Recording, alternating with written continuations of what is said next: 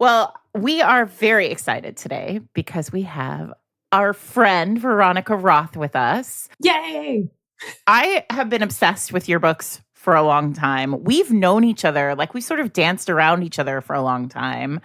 And finally, we have a book that has like a really strong romance running through it. Yay! Veronica Roth likes a romance. I can tell. I do. I really do. You have When Among Crows behind you, and I was obsessed with that book last year. Like, I read it multiple times. I gave it to my daughter. Like, everybody I know has read this book because I, like, pressed it into people's hands. But that's really romantic. Like, there's a really, like, sexy romance in that book, too. And I feel like I'm so excited that we finally get you here and talk about romance. Thank you for having me. Yeah, I read a lot of romance, so I've been obsessed with you for a long time. And now we're here. And now we're here. I am a middle school teacher and know you mostly from Divergent. And when you did Sarah's, last summer when Sarah did the tour for Storms, you were like you and Sarah were the people in Chicago. And I sat with you in the green room and was like, just be cool. To myself. Because I was like, I had kids who read Divergent like it was their whole personality back in the day. Yeah. I have a 12-year-old who dressed up like Tris for Halloween. And yes. Oh my gosh. I love it. You know what? I think also the Divergent costumes are accessible to children because they don't need to make anything new for them. I did not do one thing for her. She built it out of her closet. Amazing. Nice. Perfect. The dream costume for a parent. The dream costume, exactly. Honestly, for any adult, I appreciate everyone who loves a good Halloween costume. But my whole theory is, what's the least you could possibly do while still technically being in costume? Exactly. She did ask me to draw the tattoo on her body. And that was the one thing that I came in for. Well, but she couldn't really see it, so it wasn't like... So my mom was like art mom, like my mom's an artist. So I didn't realize that if you don't just have those skills, like there's actually a lot of demands on your creative abilities, your visual, whatever creative abilities as a parent.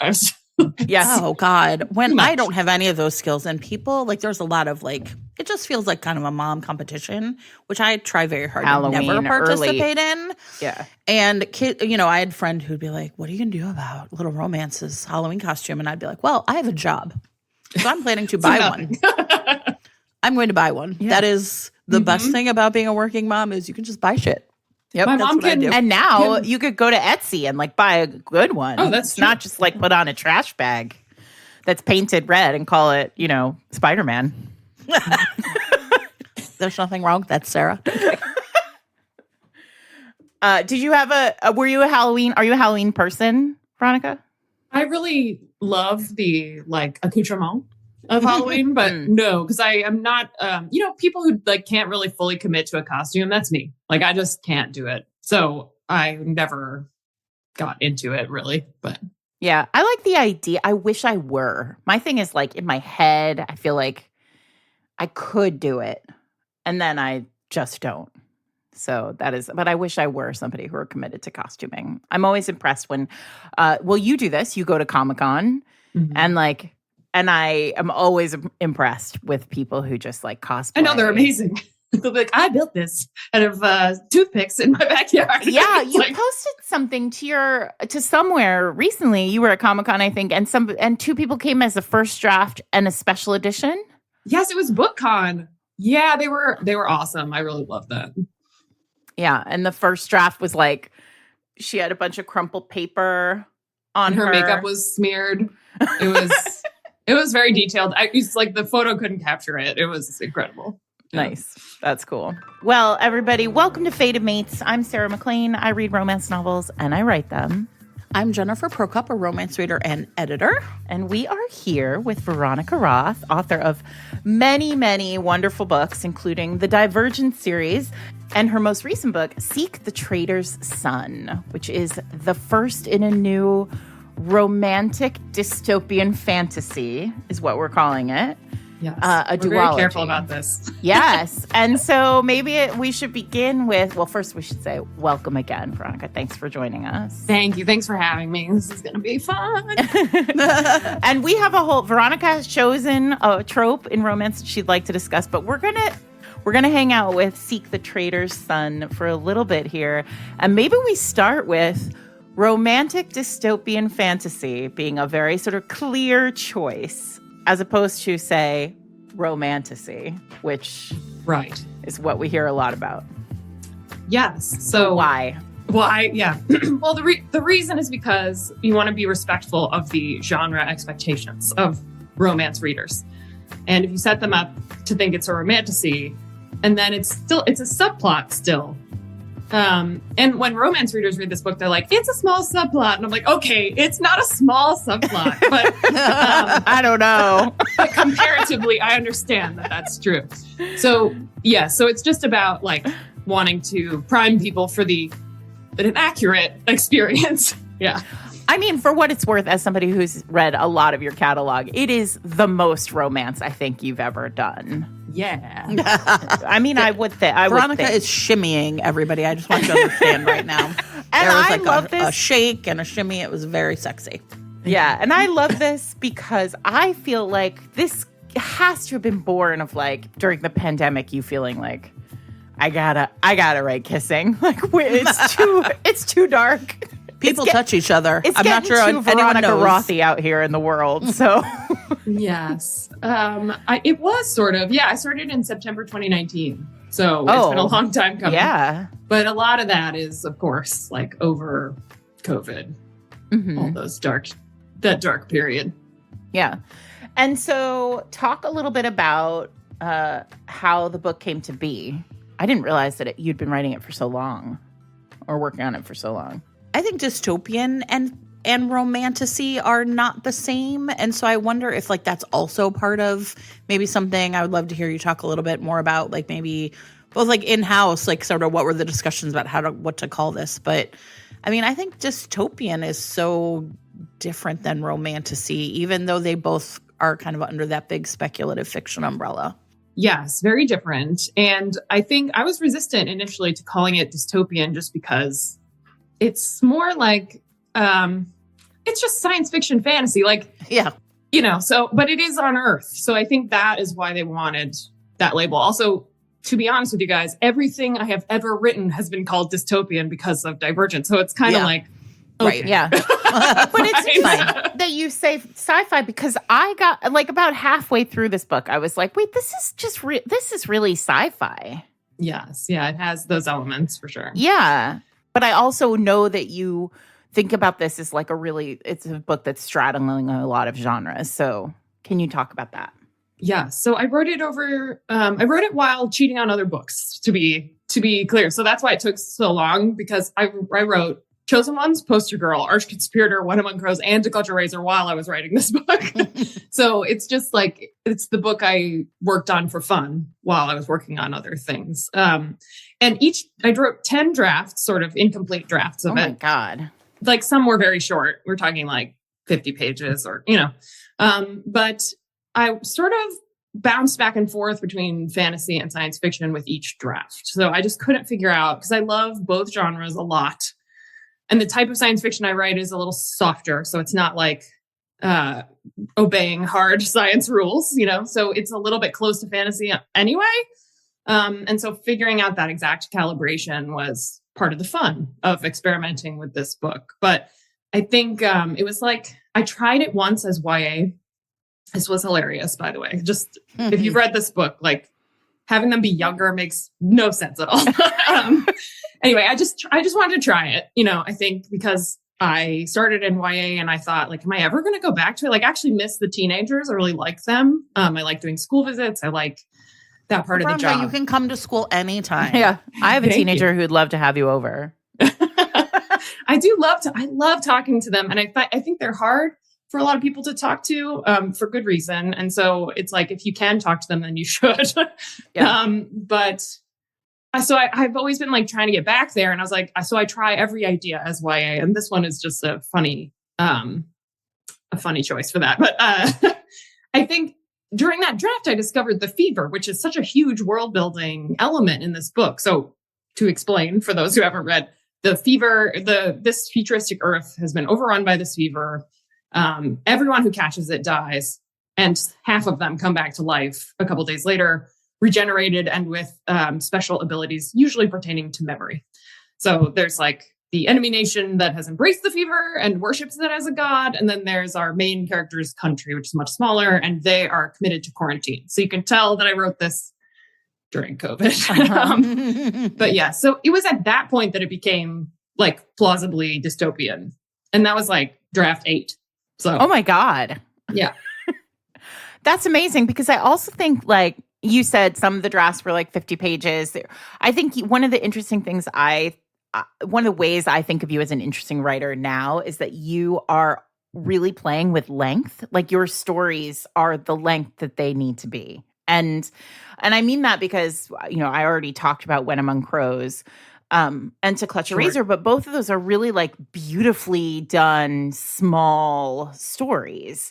And I wonder if you could talk, but this is a duology. This is happening. I mean, that I guess was, I guess that was too, but it's sort of no. This is different. Tell me why I'm wrong. Feel you. No, you're totally right. Yeah. It's just that this one was conceived of as one big unit, but it is so absurdly long that way that it's not feasible to print it. So you have to split it. Yeah. There is a natural splitting point we all agreed on, but I did propose it as one. So did you write it all together and then? I saw you say this on Threads. It's done, right? The second book is done. all. Yeah. Sarah's like, I hate you. I mean, listen, that's magical. Everybody's always like, Sarah, if you die, like we could just publish like What's Under the Bed. I'm like, good luck to you. There's nothing under the bed. There is no under the bed. Ruby Dixon was like, I've got 70 books under the bed. And I am Sarah always like, what? Anyway, but so talk about how you wrote this did you write it all in one go? Pretty much. Yeah, I wrote them back to back. So I had decided on the splitting point. And so I wrote up to that. And then I just immediately started drafting the next one, which I've never done before. And I sent them both to my editor at once. Wow, okay. Amazing. And what a great way to edit. And when will the second one be released? The second one comes out a year from now. Oh, okay. Yeah. But it also feels like, as somebody who has written, series, and I mean, you have too, like sometimes in a series, when you don't write it all together, you end up in book, 3 or 4 going, oh shit, that... Oh, no. I just backed myself into a corner. Past Sarah/Veronica has really fucked present Yes. Sarah/Veronica. That, by the way, is my experience of Divergent, because I got to Allegiant, the third one, and I was like, oh no, I have left myself in quite a pickle, structurally. Yeah. So I, since that point, was like, I'm never doing that again. So I always plan the entire arc of the series before I start. Now, that's a really, and I imagine that for somebody who writes something where the world's plot is the A story, right? Like this is romance is the B story in Seek the Traitor's Son. But if the world plot is the A story, you have to know, you really do leave yourself in a pickle. My problem is when I get to 3 or 4 books into a series, I'm like, now, wait a second, what was her job? Or, it's a much easier, a lower hanging fruit. A little bit of an easier fix than the whole world. Exactly. This week's episode of Fated Mates is brought to you by Rose Prendeville, author of A Fair Affair. So Wesley Teal is a commitment-phobic flirt, and this really suits her very well because the last time she was on vacation with her grandmother, she met the local priest, and she has just basically spent all the time since feeling like that hot Scot who ran the church in her grandma's town is a pretty adorable character. And she's just letting herself fantasize about him. Problem is that hot Scot, who is a priest in her grandma's town, is not actually a priest. He's just a church handyman who would lose it if he knew that she thought that he was a priest, because his interest in Wes is very biblical. Now, Wesley's grandmother is supposed to be planning a Renaissance fair in town, but the event company that she hired is in the wind. They've scammed her, and Wes hurries back to Grandma's town where this hot priest that's not a priest exists. And she is definitely planning to rescue, but not planning for Owen to arrive on the doorstep with a suitcase full of secrets and a pathological need to be helpful when Wes is a person who never, ever needs help. The only place these two are on the same page is in the bedroom. But the question is, can they put their baggage aside and pull off the Ren fair of a lifetime? Well, all's fair in love and slutty little glasses. Amazing. So if you would like to check out A Fair Affair, it is available in print, ebook, and with Kobo Plus. You can also order the print copies from Rose's website and received a signed edition and bookmark. If your podcasting app supports it, you can click on the chapter title right now to be taken to buy the book. Thanks to Rose Prendeville for sponsoring this week's episode. So we have this book. We have two warring factions. We have two sort of... I love a faction. You do love a faction. We have two sort of competing worlds, sort of the good guys and the bad guys, if you will. There's a prophecy. The prophecy involves love, which, I mean, yeah. But also like love with potentially two men, like what's happening here. There are a lot of like big questions that our heroine Elegy has at the beginning of this book. And she's really like a reluctant heroine. Can we talk about that? Yeah, she was hard to figure out. I think the only thing I knew about her it's a little hard to talk about this book without spoiling things, but there are things that she won't do. Yeah. To get her way, and because she has principles. So that was the first thing I knew about her. But the second thing is that she does not want to be the chosen one, which I think is such a great reluctant chosen one is a classic, so satisfying, trope, in fantasy.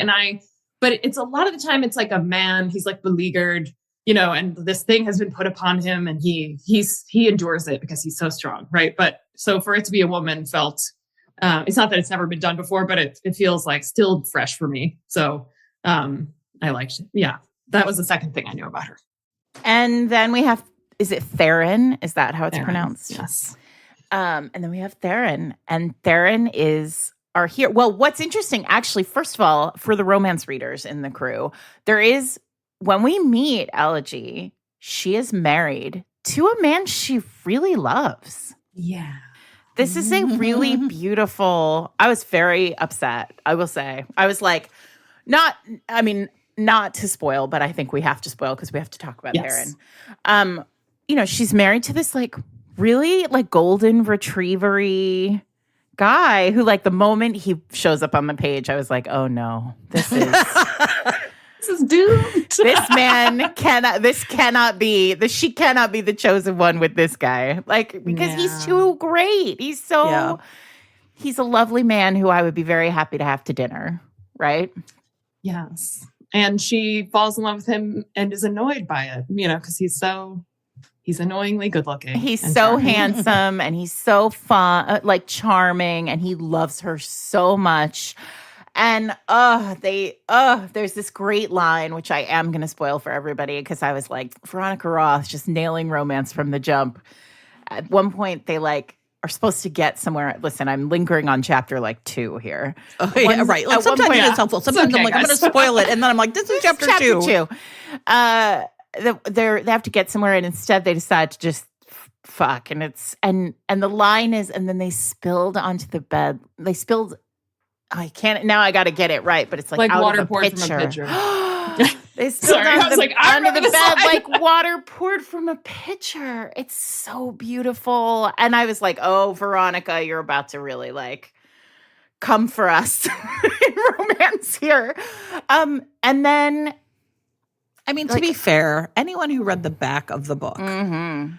And then read this would understand that this man's days were numbered. But here's right? the thing. He's such a fucking hero, Jen. Yeah. Because then there's a battle and somebody has to sacrifice themselves for her. And it's him. And it's a really magnificent, beautiful moment where she's brokenhearted. Also, the prophecy says she's going to fall in love with somebody she hasn't met. Yeah. And she's already married and in love, and it's heartbreaking and beautiful. We have had to keep this out of the copy because my fear is that people would assume there was infidelity.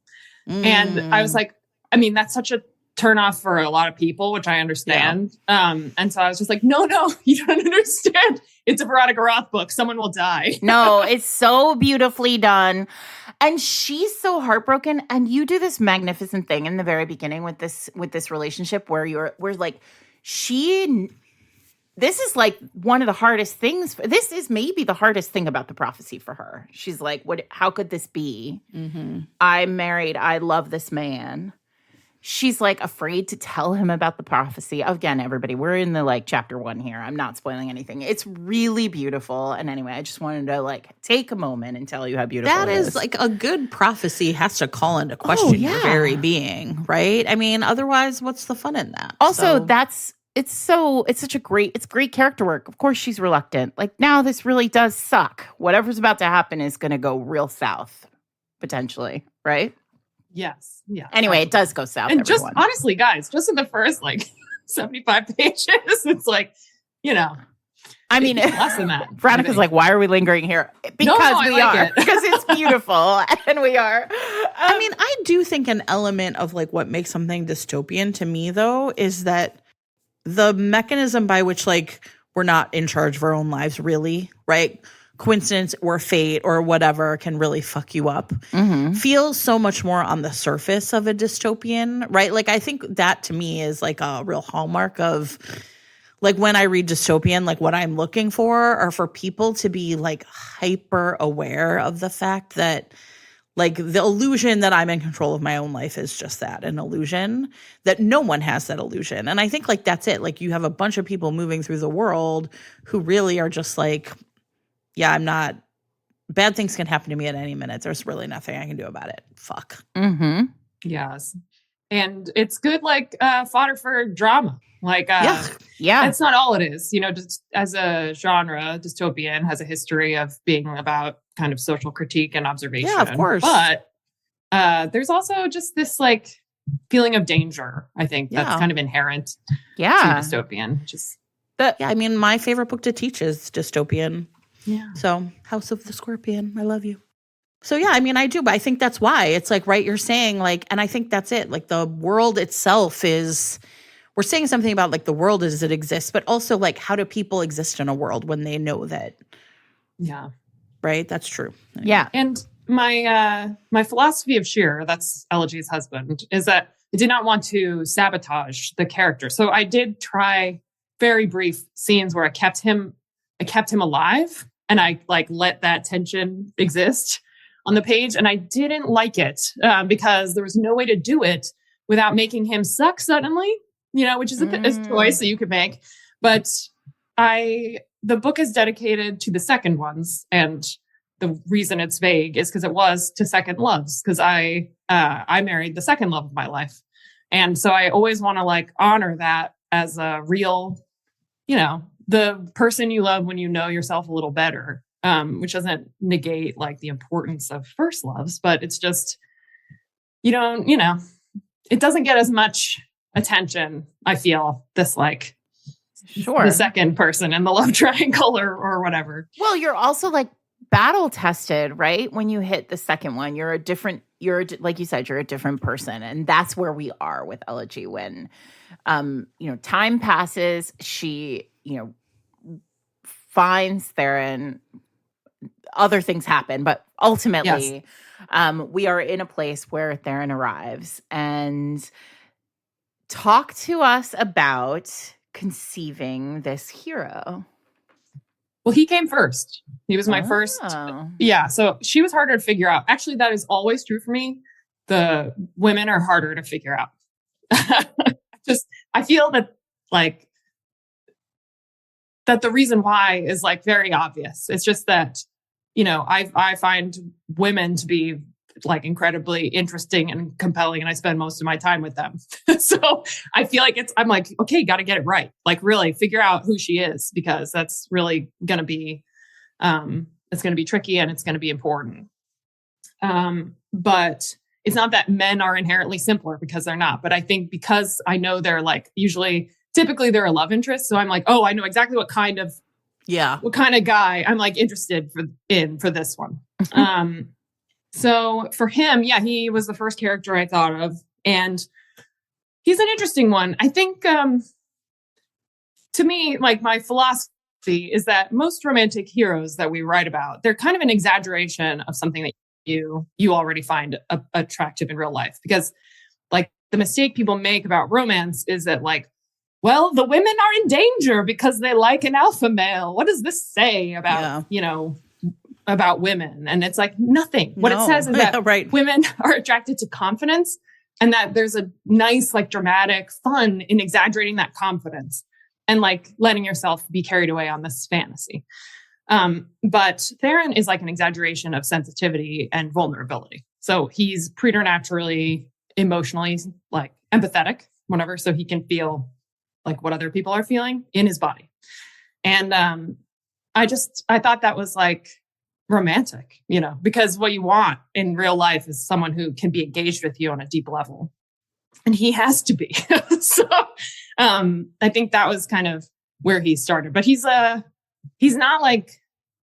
soft at all. So it was an interesting tension to create inside of a person. So this is where we come in, because we met in Chicago, and we were talking about your interest in this particular kind of hero. This like what we were trying to sort of sort out in the green room of our event. Like, what would we call this hero, right? Because he's not an alpha. He's not a beta. At one point, like Omega came onto the scene and we were like, no, that's a different thing. Yes. I don't know what it means, but I know it's something different. Oh, I know what it means. Yeah. We can talk about it later. I mean, I've been told and have learned many times what it means, but every time I'm still like, so he's a wolf. Yes. Yeah. There is no pregnancy in this book, and therefore he does not get pregnant in this book, and therefore Omega's not possible. Yeah. So what then, like this morning we were like, well, maybe he's something totally different. Maybe he's Delta. That's what she said. So let's talk about like, what does Veronica Roth mean when she says Delta hero? So I want to like begin by acknowledging that like I like a lot of different kinds of heroes and heroines out there in the world. But what I find like I don't personally find appealing is like a controlling man. I did not marry one. I just like don't love it. And it's very common. And I can kind of get past it. Like I read plenty of books where the guy is kind of like possessive and jealous and controlling. And I'm like, okay, it's just a fantasy. Like, let's, like let this go. But I actually like would love to see more of not that. So I think it's not that like it exists in plenty of places, but I was like, okay, this is what I want. I want this man who is super capable and competent. And even he can fight. Like he's strong in that way, but he will do exactly what she says. I mean, I'm for it. Yeah. And then I sort of came to, well, are we really talking about like sad boys who hit things? You know? Because I love a sad man, and not in real life, but like on the page and in TV and movies, like nothing gets me like a sad dude. I don't know why. But like, we don't necessarily mean like crying sad. Like on Threads earlier, maybe like a week or so back, you were like, is Toby Ziegler from the West Wing actually like the perfect hero? Is he not the hottie of the West Wing? This is my pitch. Toby Ziegler. I mean, we've talked about this before. Like one of my favorite scenes in the West Wing is the one where you just see him in the office, like throwing a tennis ball, like fucking thinking. I watched that episode last night. We're rewatching the West Wing, and it just happened to be last night. And and then that's the episode, everybody, the West Wing is 25 years old. So like, I'm spoiling it. It's not a spoiler. Yeah. That's the episode where he gets told that Jed Bartlett has MS. Right. And he is that whole episode is Toby sitting in the Oval Office cooking. Yeah. And he is very hot. Yes, he's Can hot. get it. Can get it. And no one would everybody argue. who haven't watched The West Wing, do not Google this character. No, don't. You have to watch it. Like, it's not going to make any sense. And then once you get to know him, you'll be like, I get it. Oh, yeah. Yes. He could get it. But yeah. the thing about it is that no one would argue that Toby is like a weak person or a submissive type. He speaks truth to power the entire series. Like, Yes. he's the voice of truth. But he also is like sort of happy to understand his place, like that he's there. Not happy, but I got your No, he's okay with being the kind of guy behind the guy. And there's something that I really like about that, where it's just like, I don't need to be the guy. Like, not every person needs to be in a position of authority. And there's like strength in acknowledging that like your best role is to facilitate the greatness of someone else. And that is what Theron is in this book. He's like, she's the one and I will get her there. And that's like a nice dynamic for them. Yeah. I'm her sword, or I'm her, perfect. Love it. Love it. This week's episode of Fated Mates is sponsored by Piper Rain, authors of The Hot Shot.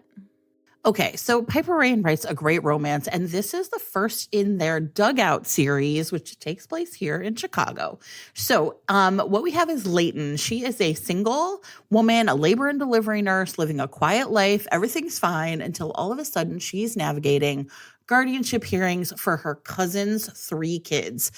This wasn't part of her plan, but like she feels really committed to like essentially, pitching in and being the person these kids need. However, what she doesn't also expect is Hayes Carlisle to enter the picture. This is her best friend's older brother, the Chicago Colts' newest catcher, and the man she once kissed and then immediately pretended it didn't happen. Once the custody battle Leighton has been really dreading becomes a reality, Hayes kind of swoops in with this wild idea, which is a fake relationship. It will make him look good in the press, and it will prove to the court that Leighton isn't like sort of taking on this big instant family all by herself. But pretending to be Hayes' girlfriend is a terrible idea because he makes her laugh and the kids want him to read their bedtime stories. Oh, no. And it's looking like that kiss wasn't a one-time mistake. Everyone's catching feelings with this catcher. Exactly. What's going to happen? Well, you can find out what happens in this baseball best friend's older brother romance right now. Available in print, ebook, and full cast audio, and with your monthly subscription to Kindle Unlimited. If your podcasting app supports it, you can click on the chapter title and be taken to buy the book. Thanks, as always, to Piper Rain for sponsoring this week's episode. So, then we sort of talked about, as we were discussing this as like an archetype, we said this should be the episode that you come on the podcast and we talk about, because sad boys who like to punch things. Or have to punch things. Things. For the good of humanity. Like under duress would punch a thing. Yeah, because we don't want them where they're not firecrackers. They're usually very like even until it's time. Yes, I do. I also love a quiet man. So I think this is, it's part of it. We were like, what's happening under there? And what's happening under there is extreme competence. It's like, this is so hot. But it's interesting, right? Because quiet heroes are really difficult to find because they're quiet. Like they have, like, it's hard in text. I wrote a hero who was like basically that was his character trait. And I was like, this is the hardest thing I've ever done because he can't dialogue really. And then, when he breaks at the end, he does, it just like pours out, like it's all talk, right? It's all of his feelings come out. I think especially in romance though, so like that's the benefit of not writing like a strict, like a romance, because you can have them do a bunch of other things. But in a romance, like your main focus is on what's happening between them. And if he refuses to say anything, then it's a little bit difficult. They're like, Well, then he just has to go down on her, Veronica. That's what happened. Listen, does the man have skills? It's very important. So I asked you to come with some ideas of heroes who you think are perfectly this archetype. But I guess the other thing I do want to know, and maybe we can talk about this, is do you feel like there are heroes from the past, from your reading in the past, like heroes that you were drawn to earlier in your life that have this kind of, that installed this button? I'm always interested in, like, did someone install this button?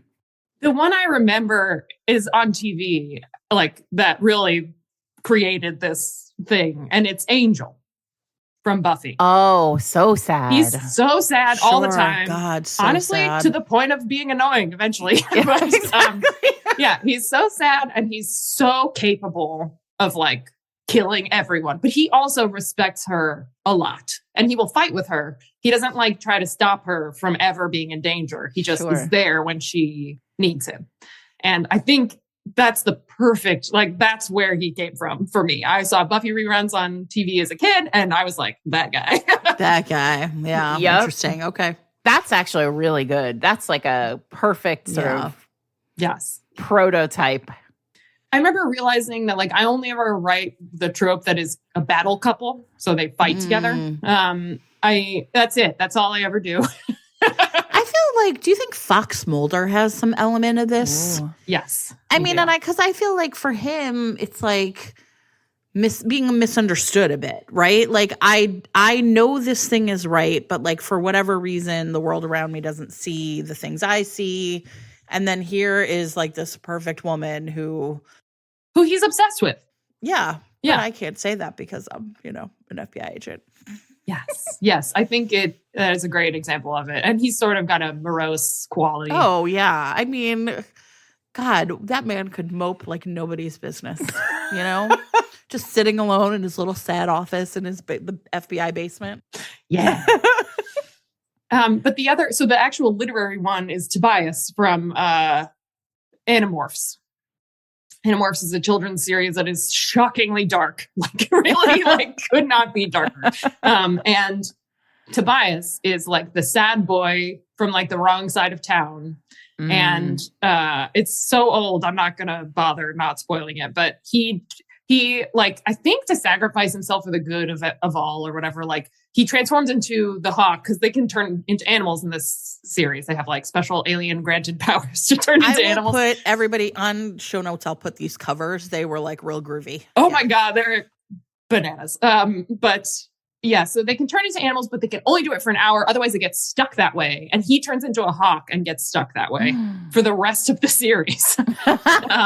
And that's also very sad. It's like a tragic thing. So he's hot in the, like, first of all, he's a bird, which is like a hot animal. And second of all, like, he's... Which is a hot animal.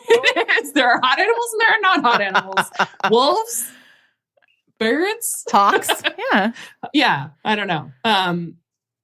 If you think about it, I don't know that I would say all birds, Veronica. I think that's where I'm. You're right. You're right. Hawks, yes, but then I'm like birds of prey, like those little things, yeah, like those little fluffy ones. I don't know. Yeah. Yes. But yeah, it's a tragic thing, and he's very sad. And he came from like a rough background, so he never got a break the whole series. But it is relentlessly dark. So yeah. Now that you've said that, I'm thinking about Ladyhawke, which actually we bring up a lot more on this podcast than I think anybody in the whole world brings up Ladyhawke. But I think that doesn't actually count because Rutger Hauer turns into so do you know the story about Ladyhawke? Oh my God. What? Is this going to be another list for you? Here we go again. Twins thing? No. This is Michelle Pfeiffer and Rutger Hauer. Michelle Pfeiffer is about 20 in it, and she is the most beautiful human who has ever walked the planet. Both in the film and in real life. And Rutger Hauer, so it's medieval. It's also like the first movie Matthew Broderick was in. He's about 16 years old. And Rutger Hauer is a medieval knight, And Michelle Pfeiffer is like this beautiful woman who they are in love. They have been in love, but everyone is in love with Michelle Pfeiffer, including an evil like priest who puts a curse on her. It doesn't matter. I've got to watch this. There's a curse, and the curse is you're gonna die. I can't. I'm so excited that God, imagine I'm watching about this for the first ready? time. Okay, I'm watching too. This is a seminal moment for you, Veronica. The curse is that by day he is a man and she is a hawk, and by night she is a woman and he is a wolf. And the only Hot time animals. There you go. And the only time they can ever see each other in flesh is in the millisecond of time at dawn and at dusk. Before they each switch. And they can't touch. Wow. It's so fleeting that they like, it's so good. All right, I'm going to watch it. And then there's like a full moon, and like they have 3 days to get to somewhere to break the curse. There's a drunken friar. Like there's a lot going on. Mm-hmm. But essentially, I mean, talk about a sad brooder. But he also would definitely, yes, he would absolutely kill for her, but also, and does. But also, I think it's not reluctant. Yeah, he's like ready. Yeah, he's like, I'll kill anybody if I could break this curse and be with this woman. Anyway, that's my gift to you. It's a Saturday, and now you can I've got a lot of time. This. I got to watch this. It's research. It's research. You like a curse? This week's episode of Fated Mates is brought to you by Blue Box Press, publishers of the Rivers Wild series by Dylan Allen. So the Rivers Wild series focuses on Houston's most powerful neighborhood, where 2 dynasties, the Wilds and the Rivers, have been building empires for generations. This is a world of childhood sweethearts torn apart by betrayal, daredevils who meet their match in buttoned-up CEOs, brilliant masterminds falling for the one woman they were never supposed to want. This thing has reformed jewel thieves and billionaires hiding family secrets and generational secrets. Like some salacious, juicy drama is going on in this series. If you've ever read anything by Dylan, you know that this is also incredibly sexy. These men are larger than life. The heroines match them beat for beat, and it is going to be a delicious series for you to start. The books in the series are The Daredevil, The Mastermind, and The Wild Card, and they're in beautiful new print editions from Blue Box. So if you are interested in these swoon-worthy, steamy, and impossible to put down standalone romances from the Rivers Wild series, check it out now. If your podcasting app supports it, you can click on the chapter title right now to be taken to buy the book. Thanks to Dylan Allen and Blue Box Press for sponsoring this week's episode. Well, let's get into it. So what did you bring us a book? What is the book you would recommend? So if you want this trope, you need to read Daughter of Smoke and Bone by Laini Taylor. The whole series. What a good It is the most angsty, like if you like hurt comfort, if you like angst, if you like a hot man who will murder everyone for you, this is the series. Mm-hmm. He is so hot. This man has wings. Oh, you're into wings. Yeah, he's not an angel because it's a fantasy, it's a fantasy world where it's on Earth, but there's like a portal basically, and there's like chimera, so they're like part animal, part people, or whatever. And then there's also like these angel, but they're the bad guys. It's it's very interesting. Anyway, and they're like a star-crossed romance situation, but he acts through. I don't want to spoil too much, but it is an old series. But he does something horrible, but he didn't realize it at the time. And does it impact her? Yes. In a big way. Yes. So theirs is it's at the point where you're like, how are they ever going to get back together? Because how? So halfway through the series, I was like, what are you going to do, Laini? I'm sure for what it's worth, I'm sure Laini was also like, oh shit, what am I going to do, Laini? But yes, so that is like the perfect example of this, I would say. And it's so good. Her writing is really lush and beautiful. And it is not a romance, of course, but I think it's the same balance of romance that we're talking about here, where it's like, it's a B plot, but it's like a strong B plot. So this is making me think that also there's maybe a thread to this hero that is like what we refer to here on the podcast as like heads of their enemies, right? Where like, so there are a couple of books, probably more books than you would expect in romance, where the like as a pledge of their romantic loyalty, gesture, a grand gesture, if you will, a hero sort of goes off and like collects the heads, literal, of all of the heroines, all of the people who the heroine who have done the heroine wrong. And it's like, it's really romantic. There's one way now, of course, I don't remember that I wasn't intending to talk about this, but in Cressley Cole's Immortals After Dark series, there is a book where she is like, he literally is like keeping a list. And then his grand gesture is a bag of He goes heads. and collects the bags of heads, yeah. And he like throws it to her feet. And she's like, oh, what a gesture. But Wow. what I like about this now here, the reason why I think it works, and I think it works for this particular trope, is that it's not done in the moment. It's done as like, my job is to make sure that you are protected forever. And in that sense, I am going to make sure that your villains are vanquished. Yes, and what you don't want is a hothead, because a explosive man is scary. Yeah. But a calculating man who like makes a plan, like that's what you want. Yeah. You know. I had to go back, Sarah, to like so in the first season of the podcast that we had like what we called the lost limb count, which is like we are essentially like keeping track of all of the people in this series of books that like lost some limb. Is it the Gorilla Twins books? No, Okay. believe it or not. this Gorilla Immortals Twins After is Dark not, series. they are not Yeah. shifters. They are just historical Yeah. men, They one run of afoul whom of some dies by actual gorilla gorillas. attack. It's Oh, okay. What's the one where the guy is like being tortured forever? Oh, that's the first in this series, this Immortals Yes. After Dark series. You told me about this. Okay. Yes. Yeah. So anyway, but we actually on this list, Sarah, have beheading as a romantic gesture and then a subsection for beheading as a non-romantic gesture. Ah. So, I mean, I just need you to understand that, like, we were really down on this from the beginning. This was, like, something we were interested in. But, I mean, I think that part of it is, like, I saw something on Threads where there's a woman who was like, you know, I'd be really upset if my husband, like, punched somebody. Why is this always in a romance? And I was like, because we're not talking about your fucking husband, Jan. We're talking about a fantasy, right?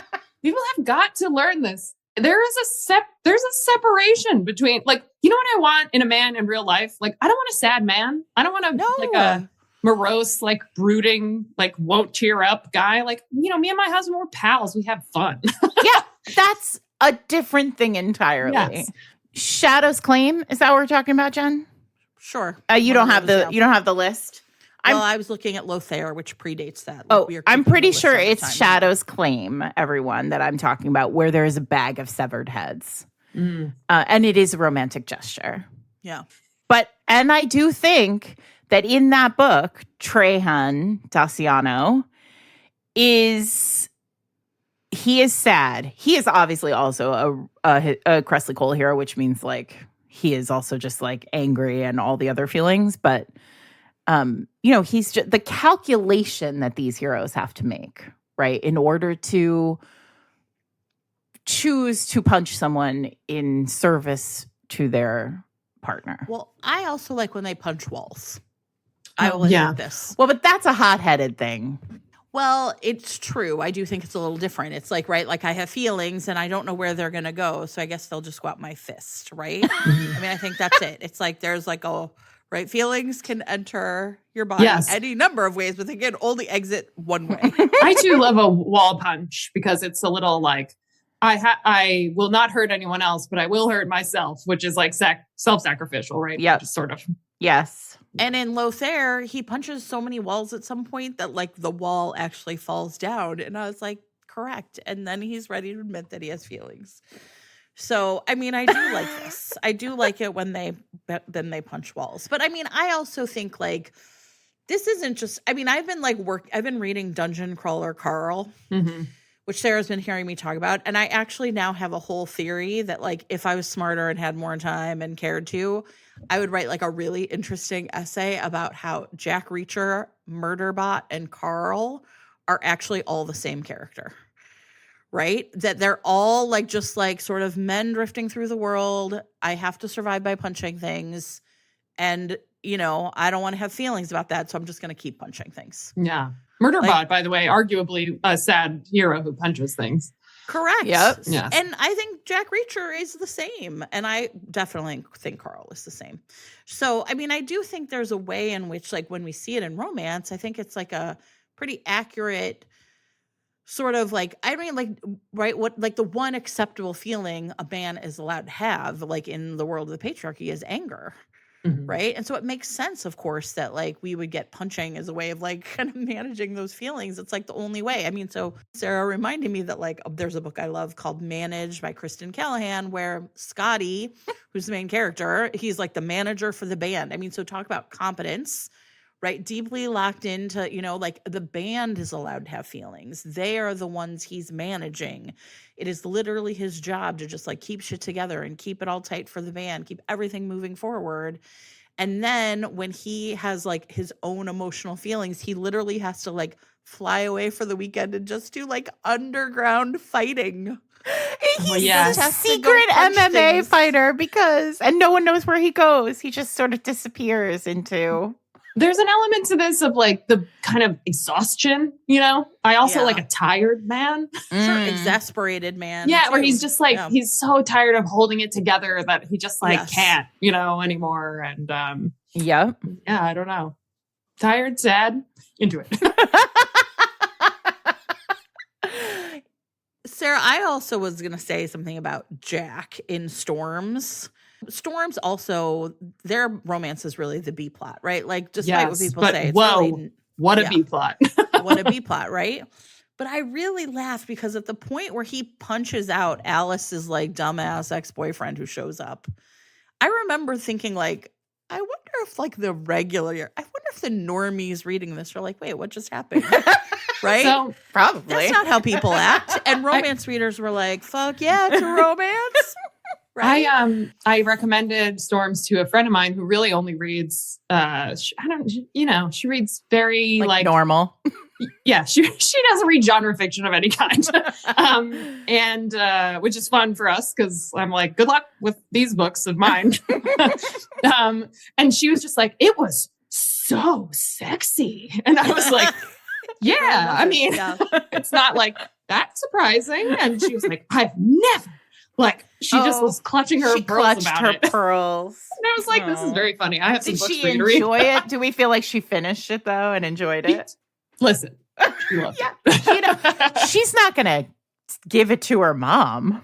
I think it awakened something in her, to be honest. Yay. I do think it's a little bit of a gateway book. Like, if you liked this, you will love all these other books. Welcome to romance. But I mean, like the point when Jack punches, like that to me was like, it's such a romance moment. And it was really, I really found myself thinking like, I wonder what the I wonder what the normies are thinking. Yeah. It's the first punch that I like the most, where he just calmly gets out of the car and does it and doesn't talk about it. And he gets back in and he's just like, well, that's done. I mean, Joanna Shoup likes to say that you know you're in a Sarah MacLean novel if somebody gets justifiably punched in the face. Yeah. And that is, I think, a fair assessment of my work. Yes. But I also feel like when we're talking about, you know, sad heroes, like who are, I also like the qualifier, like sad heroes who like take a back seat to the magnificence of the heroine. I think there is one contemporary writer who, at least her like early books, all really do this well, and that is Charlotte Stein, who writes a I would say there are two sort of movements in Charlotte Stein's work. I think like there's the early movement. Those are mostly like very erotic texts. Oh, yeah. they're all we've talked about this on the podcast. Like, we haven't talked about Charlotte in a long time, I don't think, but like in the early years, we used to sort of refer to this as like a romance in a phone booth. Like, she just closes the walls around the hero and heroine so tightly that like you really feel almost uncomfortable being in there with them because they're so hot for each other, and like so it's so intense. And then like more recently, Charlotte is like expanding her world. Like, we're not in phone booths anymore. We're sort of in like broader. Yeah. She's now writing sort of cozy, like paranormal rom-coms. Ooh, yeah. But these early, so I would say like, especially in these early books, her heroes are often like, God, they're actually very angel coded. They like hate each other. They hate themselves. Like, they're basically like, don't perceive me. I'm disgusting. Like, I'm the worst. Real like Beauty and the Beast vibe. Why like am the I like, Beast. say more? Yeah. And I was trying to sort of think through like, what is the Charlotte Stein book that I think sort of does this really well? And I think that if you're willing to try out a like professor-student erotic text, then I think her book, The Professor, is like a really good example of this. This man doesn't like to be touched either. Neither does Scotty, by the way, in Managed. Like, I think like he's like, they're so sad and like broken that they like refuse to even like accept physical touch. He doesn't like to be touched. His story is very tragic. Like, he like feels responsible for the death of like his sister during a house fire when they were young. Like, his parents are dead. Like, he's just a mess. But he's so brittle and rigid on the outside. And the premise of the setup of this is very fun and kind of classic, but she accidentally instead of turning in her English lit paper to him, she turns in like an erotic like story that's sort of like him coded. And then he calls her to his office. Like, it is great. Hot. I mean, this is like very, very like high end on the erotic romance spectrum. But then like, it's so intense because again, like, we're in the phone booth with them and it's all feelings, but he refuses to acknowledge that any of it is feelings. And so he's just so broken and also doesn't like to be touched. Like, and so, you know, when it all kind of comes crumbling down, like, he at one point, like, he leaves the country because he's like, I can't deal with the feelings. And he is very, but you also feel like he's so deeply committed to her. And he thinks she's a beautiful writer. And like, so obviously this is like contemporary, so he's not gonna, you know, take off the head of her enemy. Yes. But like, it is a sort of, it has the same coding. And I think Charlotte's early books all sort of feel this way. I had a more recent and more maybe like sweeter example of this, but it's How to End a Love Story by Yuling Kwang. I mean, the pain between them is so real. So the premise is that her sister died by suicide when she was young, but the way that she ended her life is that she ran into traffic and he was driving the car. So it's not his fault. Awful. Yeah, very serious and like handled appropriately, I think, in the book. But so that's like what's between them. And I love the like, I don't know, this feeling that like people can find their way to each other despite this painful internal obstacle. Like, because we see a lot of external obstacles in romance and that's great. But like, I'm so much more interested in like the things that keep people from giving themselves anything good. And like what makes them relax then. I like that. I really love a hero who feels undeserving. Like, I mean, I can't even, like, don't perceive me. I can't even look at you. You're too good for me. That kind of thing. Yes. And I think that all sort of codes into this too. As long as, I do think competence is the thread in this. Yeah. This particular hero we're talking about, though. Wait, is there actually punching in How to End a Love Story? No, it's a different thing. It's a sweeter example, but he's competent. He's good at his job and he's a capable person, actually very charming. Everyone loves him, but then they like are thrown together and he doesn't know what to do, which is understandable. Yeah. And just pines for her, you know.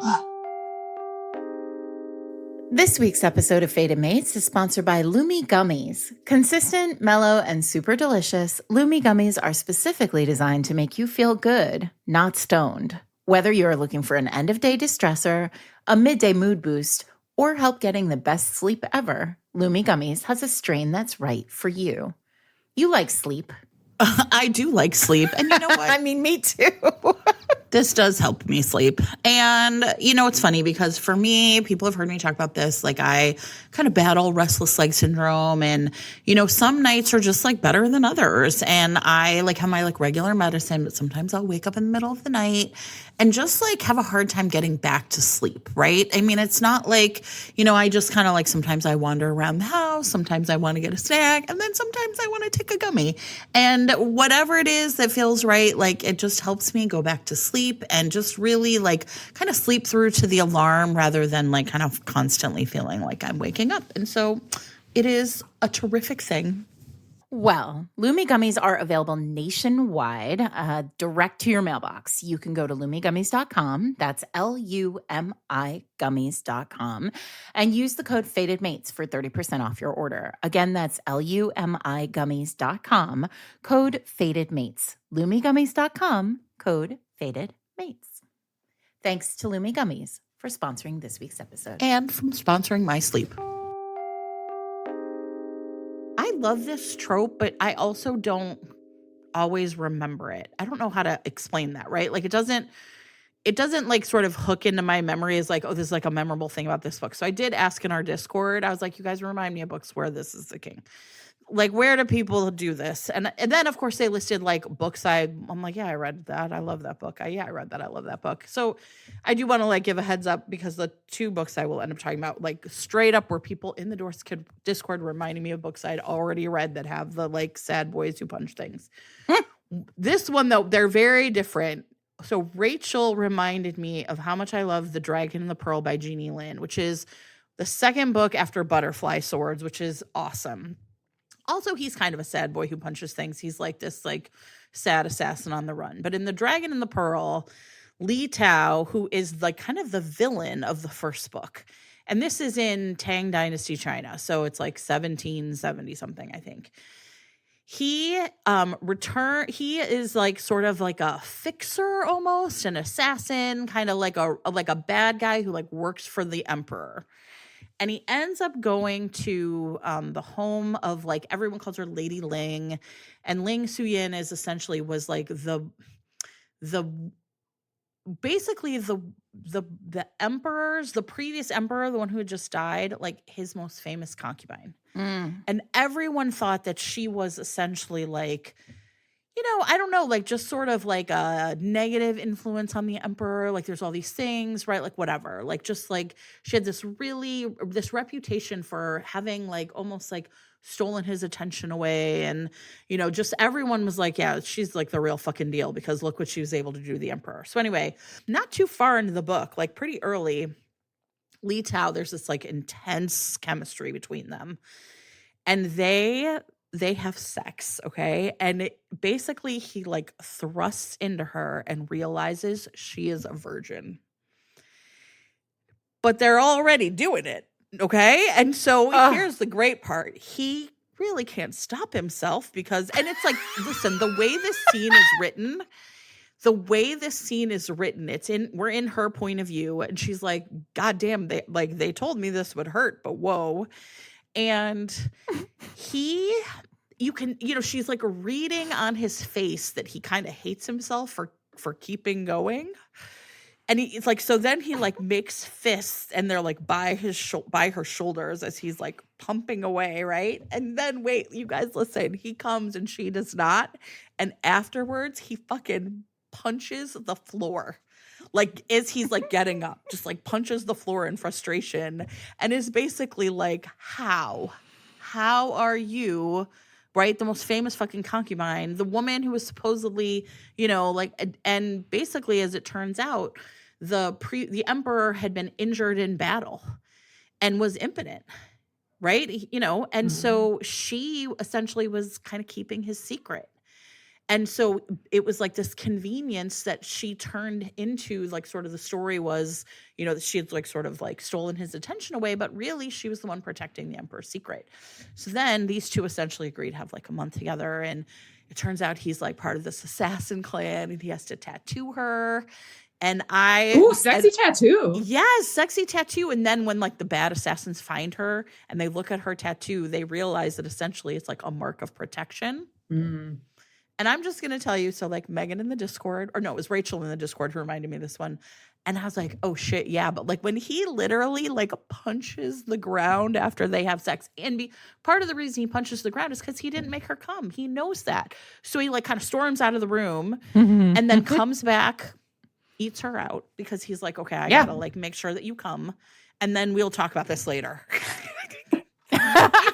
Is great. Amazing. And you know, it's also really, I mean, he's not like a terrible villain in the first book, but he is desperately unlikable. We see him as being really, I don't know, like manipulative and right, all those things, and you know, working against the lovers of book one. And then when we see him in his own book, of course, we're like, oh, he's just a sad boy. Misunderstood. Yeah. Misunderstood. Amazing. So, it's awesome. There's another version of this boy who is, you know, so sad that he basically punches himself. and that is, I think, the protagonist of Lisa Kleypas's Love in the Afternoon, which is a Hathaway book. So everybody knows we love Lisa here. The Hathaways are actually under glass. Jen is keeping the whole series. Yes. It's a in case of emergency series for Jen. Okay. But the premise of this book is there's this like quirky family. That's the overarching premise of the series. But within the context of this book, the youngest Hathaway, who sort of like has been allowed to like run just free in Victorian England, and like is very curious, like has lots of like weird pet animals and things. This is all set during the wars of the Victorian era. I believe that, like, I don't know which war, but somebody's out there that there's a war going on, and Captain Christopher Phelan, it's the Crimean War, and he is off like in the Crimea fighting. And he is in love with another woman. It's a Cyrano story. He's in love with another woman at home, or thinks he's in love with another woman at home, who is Beatrix's friend. And he's sending letters home from the front, and they are depressing. He is sad because he is at war. And the friend at home, Beatrix's friend, is like, "La, I wish that these letters were less of a bummer." And so I don't really know what to say to him, like, but he used to, you know, he's very handsome and he's a war hero, but like, these letters. And Beatrix is like, yeah, they're a bummer. He's at war. And so she starts to write. A woman with some perspective. Yeah, exactly. And so she starts to write back to him about like all the happenings in their little town, like, but as her friend. And so he falls wildly in love with her via these letters. She falls in love with him. They're exchanging letters like every day. And it's like, it's amazing. And they are fully in love. And then he gets back and she's like, oh shit. And because his first thought is, I gotta go to Prudence. That's the name of the friend. And I gotta find her. She, like, the first thing he wants to do is see Prudence. He's in love with her. She saved his life, basically. Right. And Prudence is like, hey, dude, hey. And then, and Beatrix is like, oh shit, and doesn't tell him, but instantly the moment that he meets Prudence, he's like, you're not her. Like, you're not, who was sending me letters? So like, so the first half of this book is like him trying to figure out what happened. And like Beatrix really like in chaos in her mind about like how she's going to tell him the truth, because this is a pretty big betrayal. And then he figures it out, and he immediately, like, they are immediately married. He is like, we are like, I'm furious with you, in a very similar way. Like, I'm going to eat you out, and then we're going to talk about this later, kind of. Which is a whole separate trope. I mean, that's a great trope. Let's put it on the list. And then, so this is all, happening. And then but of course he's been at war. And so Kleypas writes, this hero has very intense PTSD. He is very uncertain about his ability to keep her safe with him. Like, because he is having flashbacks, he can't sleep. He's very worried about her safety with him. Mm-hmm. And he does not think he is a good partner. And Kleypas is very careful here. Like, she is threading, often I think we have this sort of instinct, especially in historicals, to like cure things like this with love. And that is not what happens here. Like, and he is so sort of wrecked by his own mental health issues that he like keeps himself from her. And like he tortures himself more because of his intense desire to keep her safe and to like love her properly. And it is really emotional. This is, I think, one of Lisa's most emotional books, because it really does dig into it. It's really working with like these really human things that happen. But also I love an epistolary romance, so I was predisposed to love this book from the beginning. But there is something very beautiful about like how this hero is crafted to protect her and stand with her and keep her safe from like the perception of the world, right? Because Beatrix also feels like, I mean, this is sort of a very minor thing compared to going to war, but she feels like odd. Everybody treats her like she's a weirdo. She kind of is. Like, she's been allowed to sort of be feral in the world. Her family is like full of chaos and scandal. And he's like, I will do anything to keep you safe, but also I am danger to you. Yes.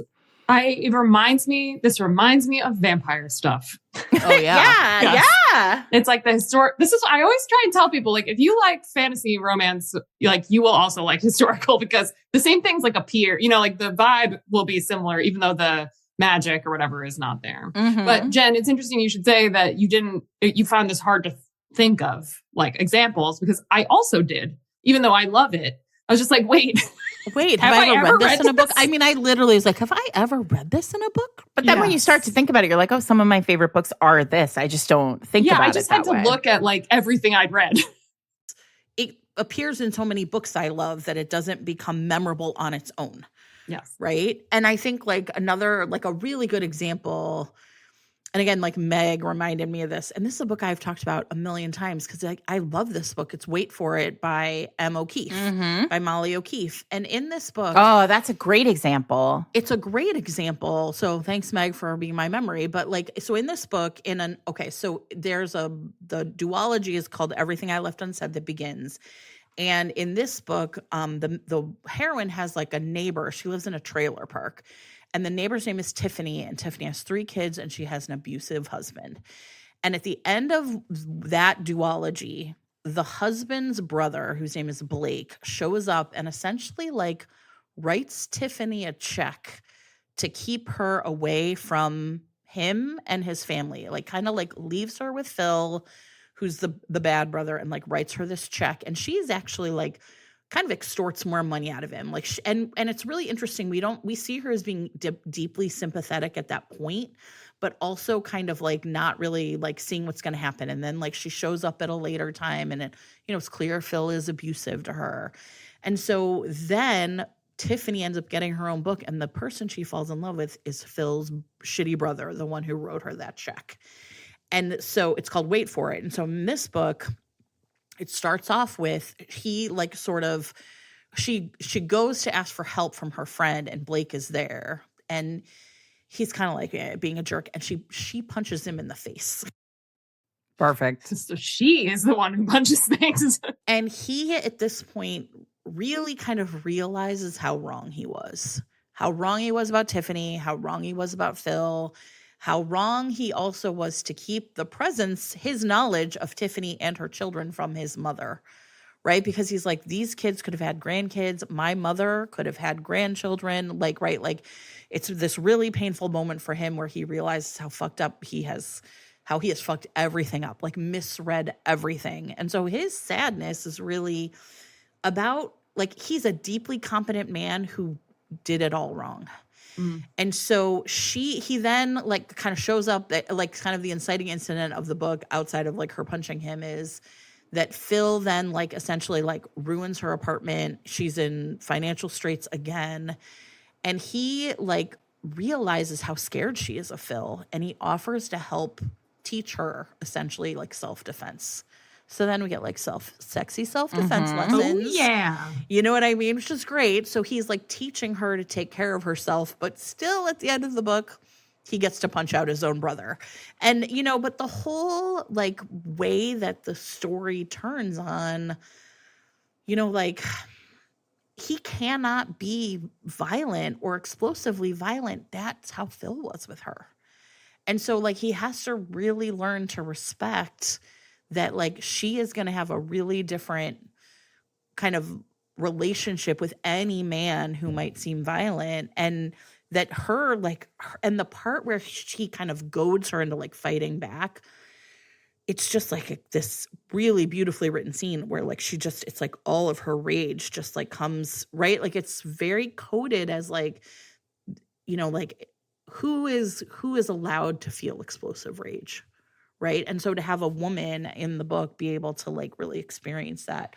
So it's a great example, and just like again, a really great book of, you know, he's not a violent man, but he's like competent. You know, he's like, yeah, I box and I know how to do all this stuff. But, you know, there's a part where, you know, but he has never used his violence to harm people, but his brother has. And so it's like a really, really powerful look at like both how he has to manage her differently, but his own relationship with like punching, essentially. It's great.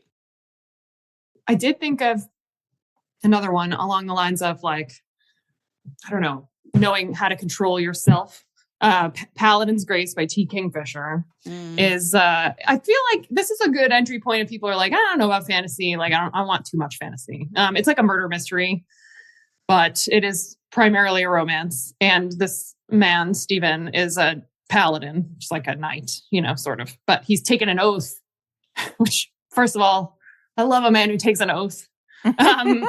But his god dies, which is interesting at the start. And so he's tremendously sad because his entire purpose for living and the one to whom he swore his oath is dead. So he's like, what empty do I of do? meaning, you know? Now what do I do? But as part of like, I think the sort of magic of taking this oath is that he can enter like berserker mode, where he's like not aware of himself and becomes tremendously violent. And he's like afraid, you know, of being that way again. And especially around her, because I don't remember her name. I should have looked this up. But yes. This is how it goes on the podcast. You're like, wait, I have an example, you weren't intending to talk about it, and here we are. Characters' names. Come on. She's like a perfumer. She is, you know, just like a normal person who gets caught up in this murder thing, and he doesn't want to hurt her, you know. So it's at this feeling of like self-restraint, of like a man who's aware of how dangerous he is, I think is again like an exaggeration of a real, like, men are usually bigger than us and they should be aware of their size and menace. And so it's like the fantasy version of that is like, if I lose, it's like Edward in Twilight. It's like, oh, if I lose control for 1 second, I'll kill her. You know? I might break the bed. Well, this is why, like you said, Vampire Coded is so hot, because it is about sort of protection, power, and also acknowledging the power in humans. I mean, which is, you know, also coded as women usually. Yeah. And the force of desire, you know, like I want you so bad that it's dangerous. I mean, sexier than that, right? Yes. That's the whole ball game. I mean, we talk all the time about how the best thing in paranormals is when there's like a paranormal character and a human character, and the paranormal character is like, why the fuck are you so breakable? Yes. This is Fragile. a terrible structure. Soft. Who made this? Yes. Oh. The architect of whatever this is was a real mess. The hardest thing for me to get behind is when the paranormal creature is described as having like hard skin. I'm like, that's not great, guys. Like, I don't think you actually want that.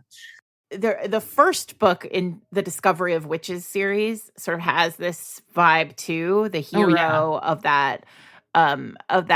I was not intending to talk about this book, so I apologize, everybody. But the hero of that book, it's now, it's present day. He's 1,000 years old. She discovers, though, kind of right away that she's like a really powerful witch. She thought she was raised by witches, but she didn't think she had power. It turns out she was, her power had been like tamped down. She discovers that she has like powers of witchcraft that like no one has had in 300 years or whatever. But also because it's 2025 or whenever it is, 2020 when the book came out.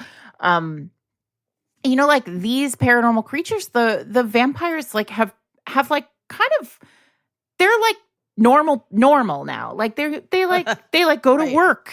They live their lives. We've tamed them, Sarah. They're secret. Humans don't know they exist, but like they're just like normal people. But as soon as like her powers awaken the attention of all of the mystical people or creatures in the world, like suddenly this man who is very like learned, he's like a chemist or a biologist or something. Like he's very learned and very like proper and has not like ripped the throat out of a person in quite some time. Centuries.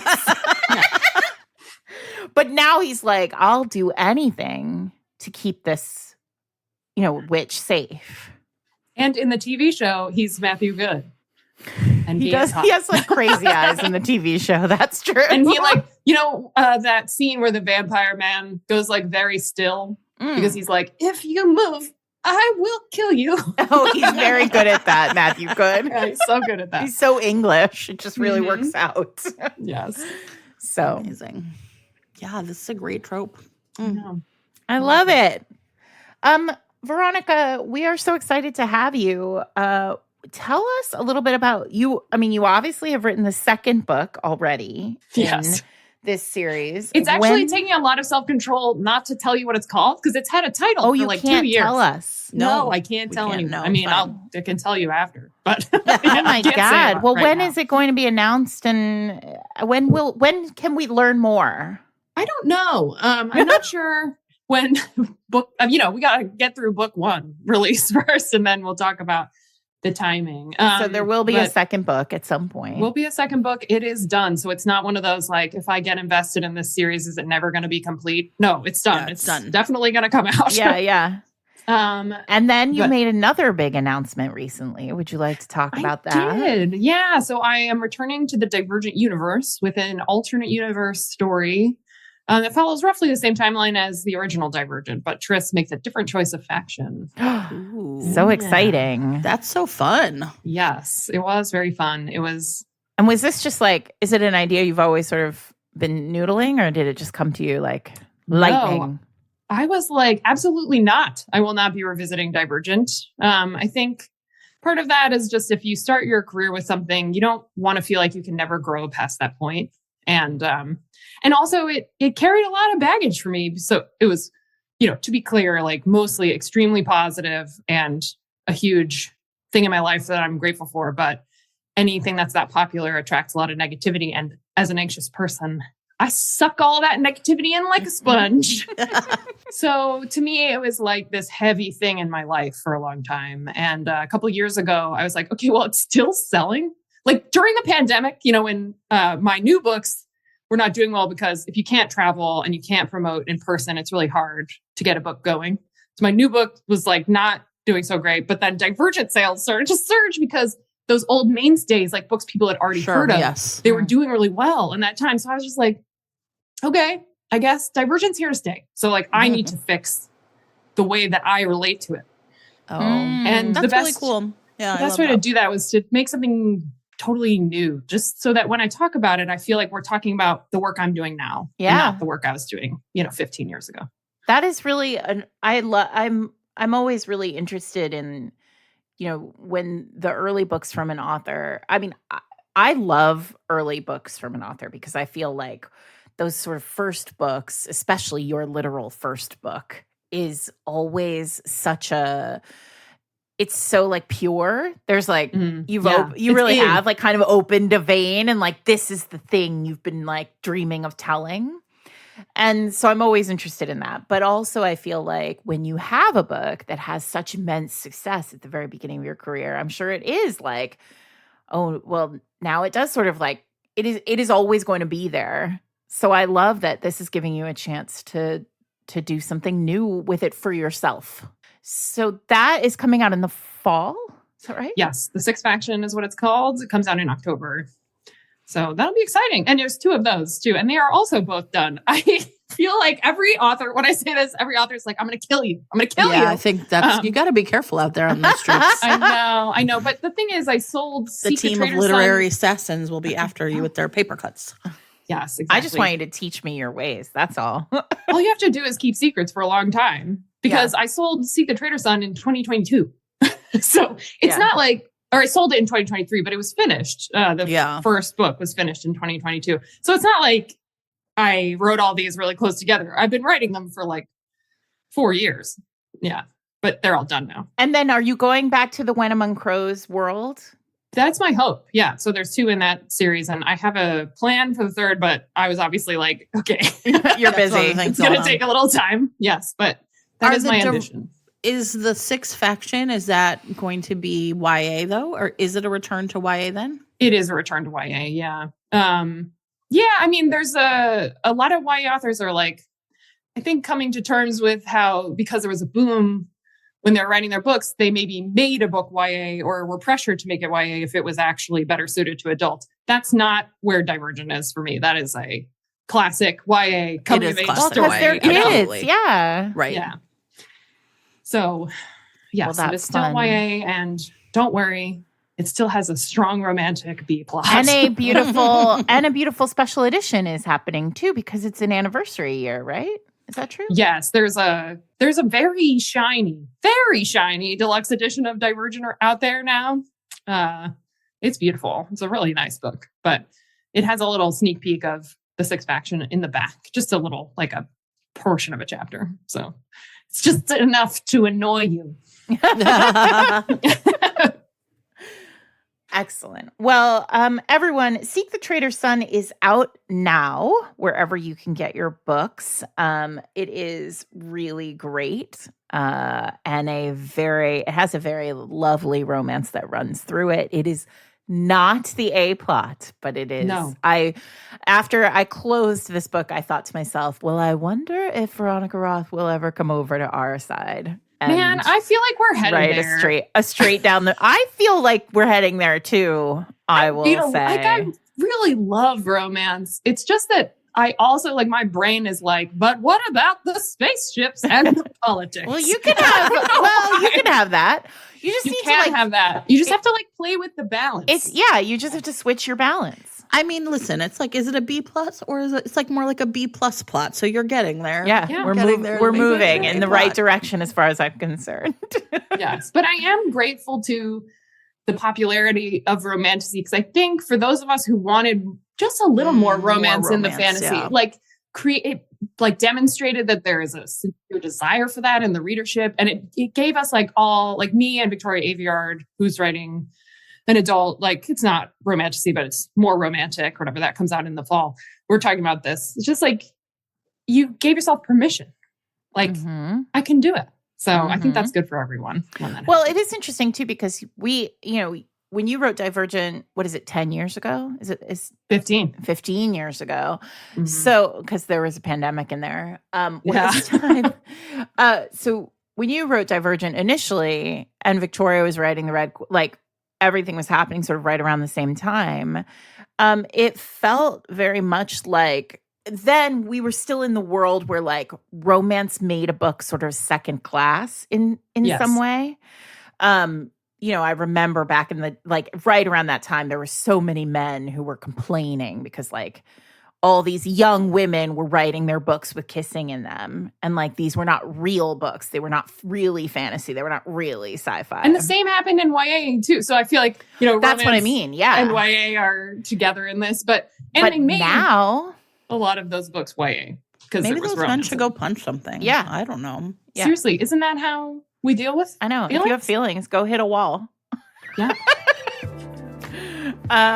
Anyway, so we are very excited. I'm very excited to welcome you over on this side for a little bit. And thank you. Thanks for I having hope you'll me. decide to stay. Okay. Well, where can people find you online if they want to follow you? They can find me at veronicarothbooks.com, but also on Instagram and on Threads, where I'm just Veronica Roth. And I do a lot of threading. Talking about Toby Ziegler. If you have Sure, West yes. Wing If you want to see feelings. some hot takes, go on Threads. Okay. Well, I'm Sarah McLean. I'm here with my friends Jen Prokop and Veronica Roth. We are Fated Mates. You can find us every Wednesday wherever you get your podcasts. Every book that we talked about today will be available. You can see a full list on our website at fatedmates.net. Just click on episodes, and we keep a full list of everything that we talked about. We will find the titles of all the books that we sort of vaguely referred to as well. They'll all be on there.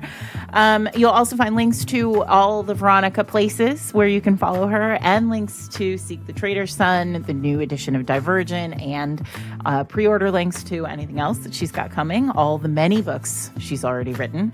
And if you want to find us online, you can do that again at fatedmates.net, or on Instagram or Threads at fatedmatespod, on Blue Sky at fatedmates, and join us on our Discord to talk more about sad boys who like to punch things. You can do that by joining our Patreon at fatedmates.net/Patreon. Thanks, everybody. We hope you have a great week.